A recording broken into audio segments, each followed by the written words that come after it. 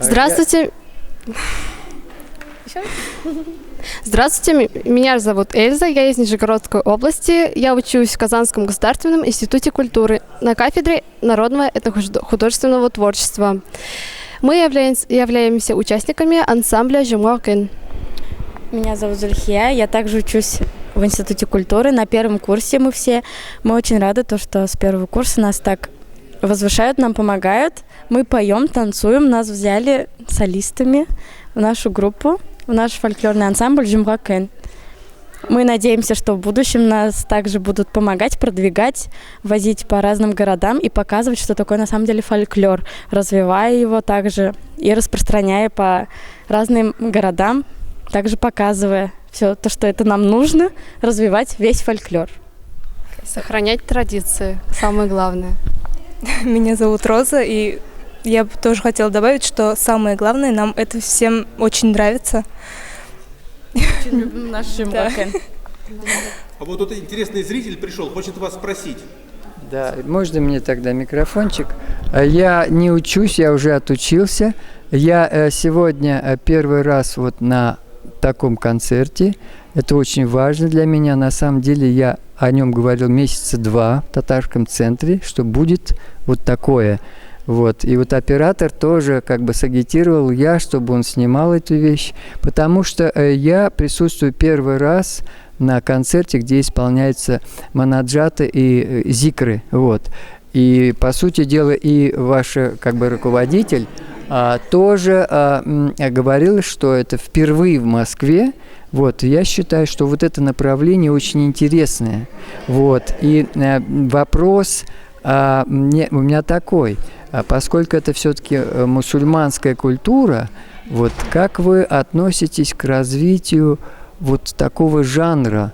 Потому что я думаю, что еще он очень мало представлен вот в татарской аудитории, и его, мне кажется, нужно каким-то образом развивать, показывать и, может быть, даже думать над какими-то формами, может быть, не обязательно в таком консервативном, но я имею в виду в ортодоксальном плане, а может быть, даже передавать вот эти смыслы, которые вложены вот в эти произведения, может быть, даже подумать в современной форме. То есть это же не обязательно как богослужение. Это именно передача тех смыслов и связь с современной жизнью. Я думаю, вот над этой темой я хотел бы просто посотрудничать, может быть, москвичи, казанцы, что-то подумать, может быть, сделать какой-то мюзикл даже я предложил, допустим, на сюжет Кулкали, вот, где Юсуф – это как персонаж Ветхого Завета,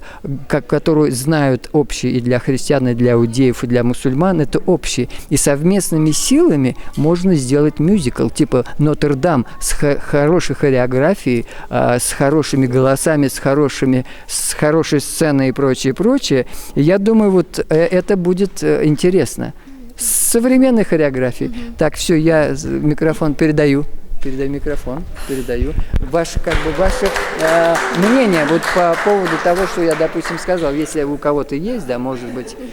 Да, как вот вы, просто мне интересно, как молодежь на это реагирует. На самом деле, в данный момент вот у нас в сфере культуры вот фольклор очень сильно развивается, и мы поэтому вот рады, что молодежь подтягивается к этому. Не только старшее поколение тянет за собой это, а вот именно молодые тянутся, чтобы новые голоса открывать, новые виды, какие-то фольклоры, свое чувство выдавать. Это не профессиональное, а вот именно народное творчество. Вот его нужно тянуть мне кажется, за собой и развивать. Даже вот сейчас не старое поколение тянет молодежь, а может быть даже в каких-то вещах молодежь подтягивает вот это пожилое направление, поэтому я как бы думаю, что берите, ребята, активность, дерзайте в этом плане и проявляйте творчество. Здесь не нужно, мне кажется, что культура – это не что-то застывшее. Это развивающаяся вещь. И такое мнение, да, это называется динамика культуры. И поэтому я думаю, мы, вот пока еще мы как бы шевелимся, а молодежь, она должна понимать, чувствовать, и, конечно, в обсуждении, в общении с пожилыми, да, то есть вот с ними обсуждать те формы, которые можно осваивать. Я призываю осваивать новые формы, как бы вот в этом плане. И вот ваше мнение по этому поводу, как вот, допустим, сделать мюзикл. Да, сделать мюзикл, допустим, на сюжет Колгали, Юсуф. Примерно вы не представляете сюжет? То есть, да, вот. И сделать мюзикл, потому что там очень много сюжетов, которые обыгрываются, допустим, сценические, да, вот эти вот вещи, и в то же время там очень глубокие смыслы. То есть вы как бы согласны, да, что здесь можно подумать, да? Ну все, проект запущен, первый камень положен. Ансамбль? Какой ансамбль? Какой?